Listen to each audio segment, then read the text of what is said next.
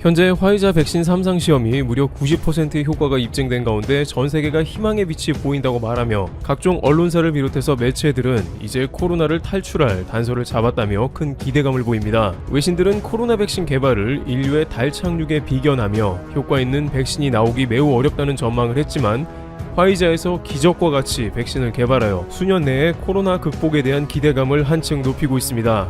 유럽 증시도 대폭등하는 등 화이자 백신의 개발 효과가 본격적으로 증시에도 반영이 되는 모습이 나옵니다.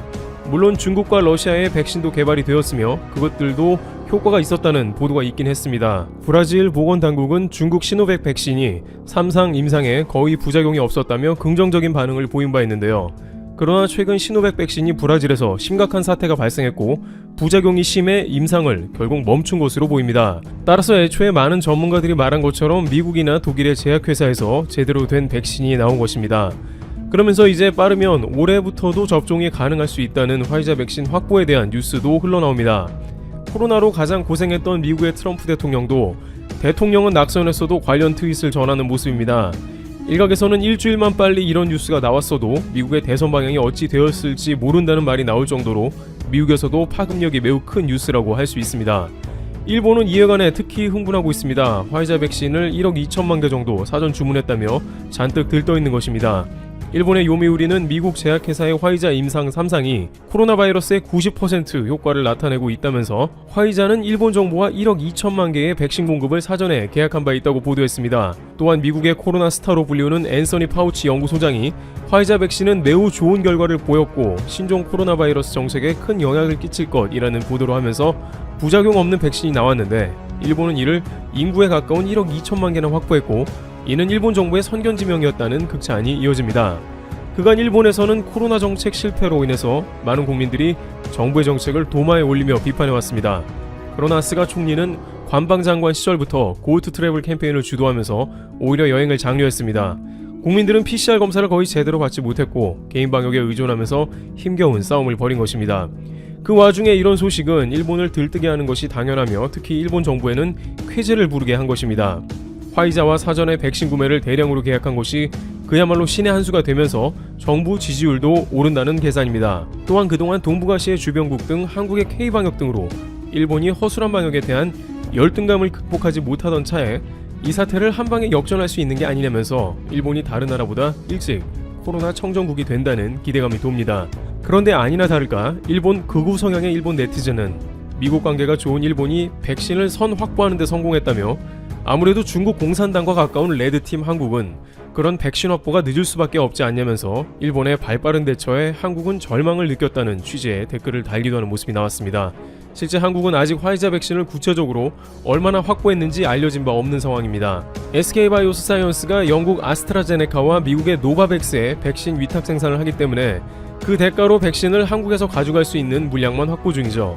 따라서 일본에서 한국은 화이자 백신 없다는 말을 하는 게 신빙성이 아주 떨어지는 말은 아니라고 할 수 있습니다. 일부 한국 네티즌들도 결국 국력 싸움이라고 볼멘 소리를 합니다. 화이자 백신이 매년 생산되는 캐파는 1년에 약 13억 회분으로 절반 6억 회분은 미국이 이미 확보했고 유럽이 약 3억 회, 일본이 1억 2천만 회분을 사전 계약해 놓은 상태이기 때문에 그 밖의 나라들은 우선순위에서 밀리는 형국이기 때문이죠. 따라서 아무리 방역이 앞섰다 한들 백신 확보가 늦으면 그만큼 국민이 고생한다는 이야기도 나오는 것입니다. 그러나 반드시 그렇지만은 않다고 하는데요. 특히 한국은 크게 우려할 필요까지는 없다고 합니다. 우선 이 백신이 개발되어서 효과가 90% 있다고 하나 아직 고령층의 효과가 있는지는 의문이라고 전해집니다. CNN에 따르면 다수의 과학자들이 화이자 백신이 고령층에 효율적인지 정확하게 데이터가 나오지 않았다면서 코로나로 인한 사망자가 고령층에 집중돼 있어 정상적인 사회활동을 하는 데 있어서 반드시 필요한 것은 고령층에 대한 정확한 분석과 추이를 알아야 한다며 아직 백신에 대해서 의문을 갖고 있음을 보여줍니다. 또한 임상시험 가운데 코로나 중증 환자가 포함되어야 하나 화이자는 중증 환자를 포함시키지 않았다는 것입니다. 물론 FDA가 임상 요건을 완화했다고는 하지만 대부분의 백신이 갖춰야 할 요건을 무시했다는 것이 바로 그것입니다. 또한 전문가들은 백신이 제대로 검증이 되려면 개발 이후 수년간의 추적을 통해서 접종 뒤 부작용에 대한 파악과 합병증 여부 등 수많은 결과를 토대로 백신이 생산되어야 함에도 내년부터 대량으로 투입되는 것은 무리라는 것이죠. 그럼에도 불구하고 화이자 백신이 주목을 받는 것은 현재 코로나가 전혀 잡히지 않고 있다는 것입니다. 미국, 프랑스, 인도 등은 하루에 10만 명의 확진자가 오르내리고 있을 정도로 코로나가 창궐한 상황입니다. 이 상황에 90%의 효과가 있는 백신이 투입된다면 상당한 경증 환자나 무증상자 등이 사라진다는 것이죠. 따라서 미국이나 유럽 등 대부분의 국가에서는 현재 찬밥, 더운밥 가릴 때가 아니며 빠르게 백신을 투입해서 국가의 경제활동을 회복시키며 90%의 안전성이라면 당장 실행해야 한다는 판단을 내린 것으로 보입니다. 게다가 부수적인 이유이긴 합니다만 코로나 화이자 백신의 가격이 현재는 다소 비싸다는 것도 포함됩니다. 화이자는 지난 7월 말에 미국에는 1회 접종 분당 약 39달러에 판매하기로 했고 다른 선진국에는 더 비싸게 판다고 했습니다. 따라서 일본도 1억 2천만 명분의 백신 구입을 위해서 적지 않은 예산을 투입해야 할 것으로 추측되고 있습니다. 물론 돈이 많은 선진국들은 당장의 금액이 문제가 아니겠습니다만 여전히 이 백신의 안전성이 우려되므로 일각에서는 급하지 않는 한 비싼 돈 주고 1세대 백신을 맞을 필요가 있겠냐는 이야기가 나오는 것입니다. 게다가 코로나 종식이 가까워지면 질수록 백신의 안전성은 올라가는 동시에 가격도 저렴해진다는 것입니다. 바로 이때 중요한 것은 그 기간을 버틸 수 있는 나라의 방역이 제대로 되어 있냐 하는 점이 될 것입니다. 나라에 코로나가 창궐하면 다소 백신이 위험성이 있더라도 백신을 대량으로 투입할 수밖에 없습니다. 그러나 코로나 방역으로 최소한의 감염자가 나오는 상황이라면 백신의 안전성이 검토될 때까지 기다리며 최대한 업그레이드된 안전한 백신으로 전 국민이 접종하는 것이 훨씬 더 나은 선택이 된다는 것이죠. 따라서 한국은 물론 코로나가 발생하고 있습니다만 미국과 유럽 혹은 일본같이 서두를 필요가 없습니다. 이에 대해 우리 방역당국의 지침은 백신은 충분히 검증의 시간을 갖고 접근하는 것으로 이야기하고 있습니다. 권준욱 중앙방역대책본부 이 본부장은 브리핑에서 관련 질문에 국제기구를 통해 백신을 확보하고 다른 국가에서 나타나는 부작용을 보고 또 국내 전문가들과 함께 접종 전력을 수정 보완하면서 콜드체인, 저온 유통도 챙기는 등 여러 시스템을 완비하려면 아무래도 내년 2분기 이후 시점에나 확보가 될 것이라고 말했습니다. 그러면서 일단 이를 목표로 해서 실무적으로 준비를 해야 하지 않을까 한다. 개발 이상으로 중요한 것은 이를 실제로 도입하고 접종 뒤 이상 반응을 모니터링하는 것 등도 생각해야 한다고 덧붙였습니다. 현재 상황에 무리하게 화이자 백신을 확보하려고 달려들 필요가 없다는 것입니다. 권 본부장은 화이자의 이번 임상 결과가 최종 결과가 아닌 만큼 시험이 마무리될 때까지 지켜봐야 한다며 신중한 입장을 내비쳤습니다. 물론 방역당국은 코로나 백신의 세계적인 개발 결과를 지속적으로 모니터링하고 국내 도입이 늦어지지 않도록 최선을 다하겠다면서 다만 백신의 안전성이 최우선이라는 말을 곁들였습니다. 바로 이것이 대한민국이 나름의 백신 확보전에서 여유를 부릴 수 있는 방역의 성과라고 할 수 있습니다. 국가의 방역이 제대로 되어 있지 않다면 발만 동동 구르며 어떻게든 백신을 확보하는 게 최우선 과제가 되겠지만 현재는 신중하게 뒷짐을 진 상태에서 다른 나라들의 백신 접종 예우를 살피며 나중을 기약하는 것입니다.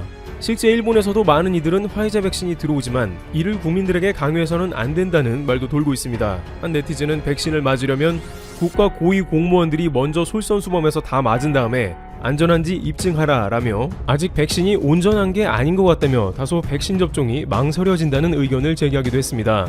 또한 미국의 한 설문조사에서는 미국인의 절반 정도가 코로나 백신이 나와도 맞지 않을 것이라 답했습니다.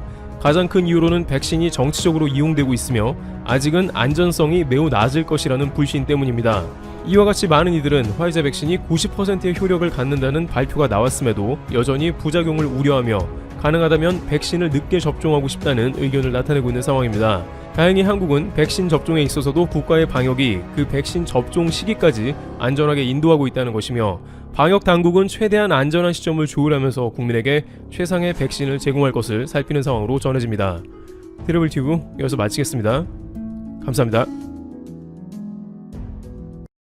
매년 10월 25일은 독도의 날입니다. 독도가 우리 땅임을 널리 알리고 수호의지를 밝히기 위해 제정한 날이죠. 독도의 날은 고종 황제가 1900년 10월 25일 대한제국 칙령 제41호에 독도를 울릉도의 부속섬으로 명시한 것을 기념하기 위해 제정되었습니다. 독도가 한국의 영토라는 사실을 밝히는 사료는 무수히 많습니다. 하지만 일본의 영유권 주장은 계속되고 있습니다. 일본은 지난 1951년 샌프란시스코 강화 조약에서 독도를 명시하지 않았다는 점을 들어 미국이 독도를 일본 관할로 인정했다고 주장하고 있습니다. 그리고 지난 23일 일본 국제문제연구소는 독도를 일본령에 포함한 1990년대의 미 공군항공 지도 2장이 발견되었다고 발표했습니다. 일본 국제연구소가 공개한 해당 지도에는 실제로 울릉도와 독도 사이에 짧은 점선이 있고 왼쪽에는 코리아, 오른쪽에는 재팬이라고 쓰여 있습니다. 독도의 이름은 니안쿠르암초로 표기되어 있습니다. 일본 측은 지도를 근거로 한국에서 독도를 불법 점령하고 있다라고 주장했습니다. 참 어이가 없습니다. 연구소는 지도를 근거로 이렇게 주장했습니다. 한국은 독도가 울릉도의 부속섬으로 울릉도와 함께 한국 영토로 간주된다고 주장한다. 이번에 미국 국립문서기록관리청에서 발견된 항공지도에 의해 부정되게 되었다. 이에 대해서 세종대 호사카 유지 교수가 가장 먼저 반박하고 나섰습니다. 지난 26일 일본의 발표가 사기라고 일축했죠. 호사카 교수는 자신의 SNS를 통해 이렇게 주장했습니다. 일본의 독도에 관한 사기성 발표에 항의한다. 일본 측이 1953년과 1954년에 작성된 미국의 항공지도에 독도가 일본령으로 기재되었다고 주장한다. 이런 일본 측 주장은 사기성이 강하고 당시 상황에 대한 무지도 심하다. 호사카 유지 교수가 이렇게 단언할 수 있는 근거는 무엇일까요?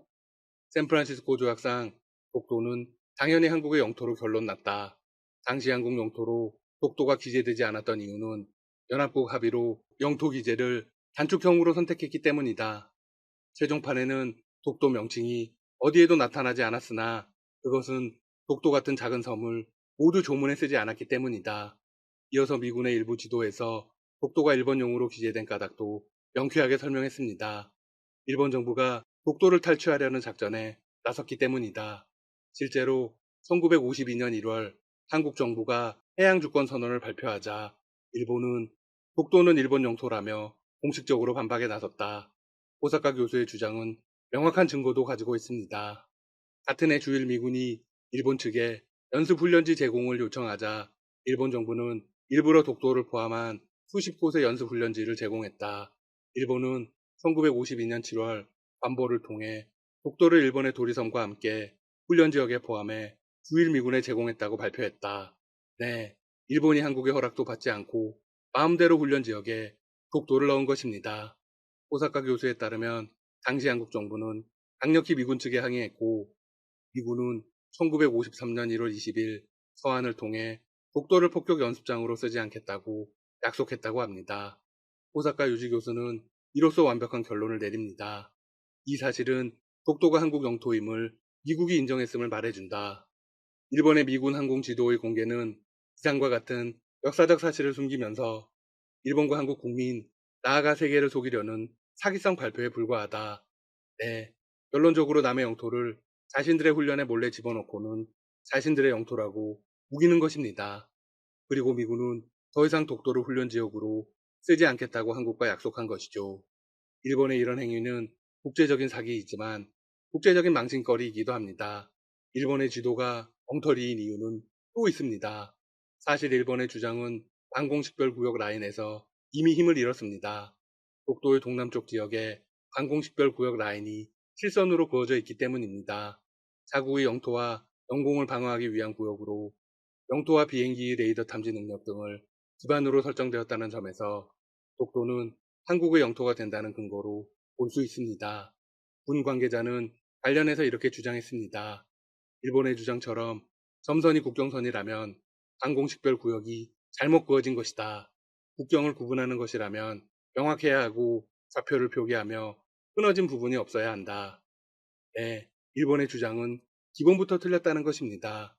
게다가 결정적인 사실이 있습니다. 일본이 미국 고지도 몇 장을 들이댄다고 독도가 일본 영토가 될 리는 만무하다는 것이죠. 일본은 이른바 삽질을 하고 있다는 겁니다. 독도가 한국의 영토라는 증거는 무수히 많습니다. 또한 한국이 치료 지배하고 있다는 건 전 세계가 다 알고 있습니다. 그럼에도 일본은 2005년 3월 독도를 일본 제국 시마네현으로 편입 고시했던 것을 기념한다며 매년 2월 22일을 다케시마의 날로 지정했습니다. 2006년부터 다케시마의 날 행사를 강행하고 있죠. 일본은 1905년 2월 선포한 시마네현 고시 제40호를 통해 주민이 없던 땅이던 독도를 다케시마로 칭하고 정식으로 일본 영토에 편입시켰다고 주장하고 있습니다. 그러나 이는 대한제국 칙령 41호보다 무려 5년이나 늦은 것입니다. 게다가 고지에 독도 위치라고 명시된 북위 37도 9분 30초, 동종 131도 55분에는 아무 실체도 존재하지 않는 것으로 알려졌습니다. 즉, 일본이 주장하는 그곳에는 독도가 존재하지 않습니다. 참으로 엉성하고 황당합니다. 일본은 고종이 제정한 칙령 제41호에 대해서도 부정하고 있습니다. 칙령에는 독도를 석도라고 표기하고 있기 때문입니다. 한국 측은 석도가 독도의 다른 표기라는 입장이지만 일본 측은 아니라고 우기고 있습니다. 그런데 석도가 분명한 독도임을 입증하는 근거들이 나오고 있습니다. 독도 연구자들은 1968년 이전까지 칙령 제41호의 내용이 알려진 적이 없었지만 많은 학자가 석도를 독도의 다른 이름으로 인식했다고 밝혔습니다. 1950년대 일본이 독도 영유권을 주장할 때만 해도 한국 외무부는 독도가 울릉도의 행정구역에 편입된다는 공식적인 기록을 입수하지 못했습니다. 그러나 1968년 이한기 서울대 교수가 대한제국의정부 총무국이 간행한 법규류 편소기에서 해당 부분을 찾아냄으로써 칙령 제41호의 내용이 처음 알려지게 되었습니다. 그때까지는 누구도 칙령 제41호에서 석도가 울릉군의 관할이라 했다는 걸 알 수 없었던 것이죠. 그런데 1968년 이전에도 수없이 많은 학자가 석도를 독도의 다른 이름이라고 소개했습니다. 즉, 칙령 제41호를 보고 석도를 독도라고 주장한 것이 아니라 애초에 독도의 다른 이름이 석도였던 것이 됩니다. 19세기 말 호남 출신 주민들은 돌섬이라는 뜻에서 이 섬을 독섬이라고 불렀고 이것을 뜻을 취해 표기한 것이 석도, 음을 취해 쓴 것이 독도였습니다. 물론 일본은 의미 없는 억지를 계속 부립니다. 보수 성향 온라인 매체인 데일리 신초는 지난 26일 한국 내 독도에 대한 반응을 종합해 보도했습니다. 한국에서도 독도를 일본 영토로 인정하는 움직임이 감지되었다. 치료적 지배로 모두 자기 영토가 된다면 그보다 더한 야만은 없다.